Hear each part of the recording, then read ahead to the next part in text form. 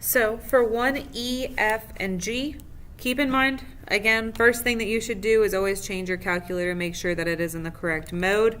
If I press mode, make sure highlighted is degrees, because that's what we will be working with.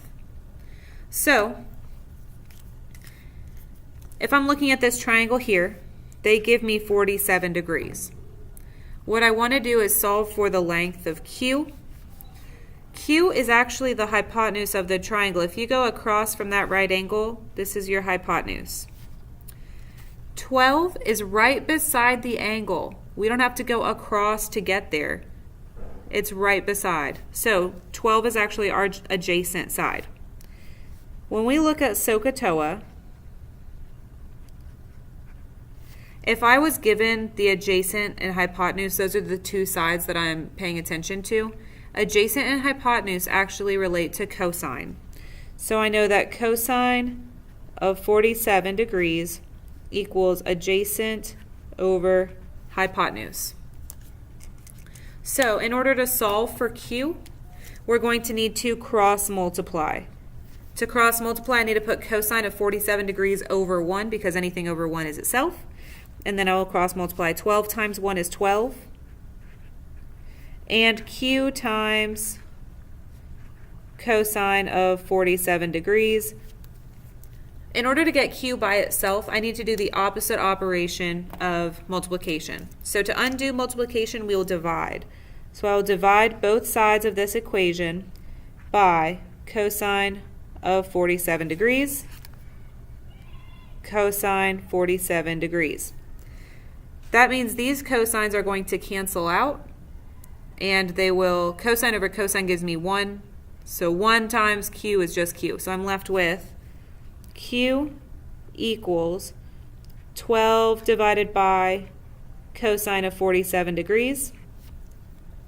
Once you have your variable equaling something, you just pick up your calculator and you say 12 divided by cosine, my parenthesis already opens up for me, 47, and we get 17.595350023. For this section, it tells you to round to the 100th place. The 100th place is the second place. So my second place is where this 9 is. So I'm going to look at the one to the right of the 9, which is a 5. A 5 means it bumps up. A 5 or greater means it bumps up. So instead of being a 9, this will be a 0, which will bump this up to a 6. So our final answer, Q equals 17.60. I'll put that 0 still. I know that it's the same as 17.6, but that 0 kind of shows like I rounded to that place value. And that's our final answer for Q. For F, I am looking for angle G, or the angle measure here. I'm always going to label my hypotenuse first. If I go across from that right angle, that will give me my hypotenuse. Nothing is written there. We don't have any values. We don't have any variables there. So I wrote it, but it won't be used. If I'm looking at my SOHCAHTOA, the only trigonometric function that does not use the hypotenuse is the tangent function that uses opposite and adjacent. So we need to make sure we label our opposite and adjacent.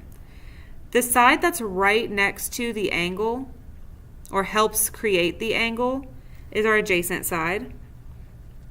And across from our angle that we're given or that we're looking at will be our opposite side. So if I write all this out, I know that I'll be using tangent. So I know tangent of G equals opposite over adjacent. Do we see how my variable is inside my tangent? I cannot cross multiply and solve. What I'll need to do is I will need to take the inverse of this function. I'll need to switch my input and output. I'll need to switch these two around and take the inverse. So I'll need inverse tangent of 6 over 11 equals G. Now I've got my variable being equal to something, and my variable is alone. So I can say, I can plug this right here into my calculator just the way it is. To get that inverse, I need to look at this little blue Right above tangent is a little blue, tangent with the inverse or that little -1 exponent. We will press second tan to get that blue guy. And then we'll just put 6 divided by 11, and we'll get 28.61. The second place is a 1. We'll look to the right. That's a 0, so that means that 1 stays the same. So G equals, let me get a different color so we can make sure we really know what the answer is. G equals 28.61. What would be my units for this one? If I'm solving for an angle measure, then you need to make sure degrees is your unit. And that's your final answer. Now for G, it tells me that I'm trying to find this angle right here. I'm always going to start with my hypotenuse. To figure out which one's my hypotenuse, I'll go across from my right angle. Here's my hypotenuse. Then I'm left with 5. 5 is across from D, so that means it is opposite. If I have SOHCAHTOA, I have opposite and hypotenuse is what I'm dealing with. Opposite and hypotenuse is going to be sine. So I know that sine of D equals opposite over hypotenuse.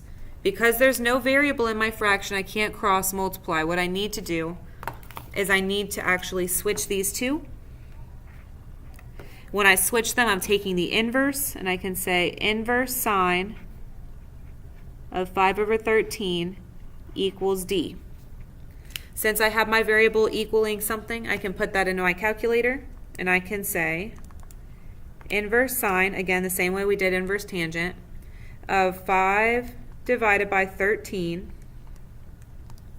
That gives me 22.619. 1 is the 100th place. We'll look to the right. Because that's a 9, it's going to bump this 1 up to a 2. So D equals 22.62. And again, we are talking about an angle measure, so it must be degrees.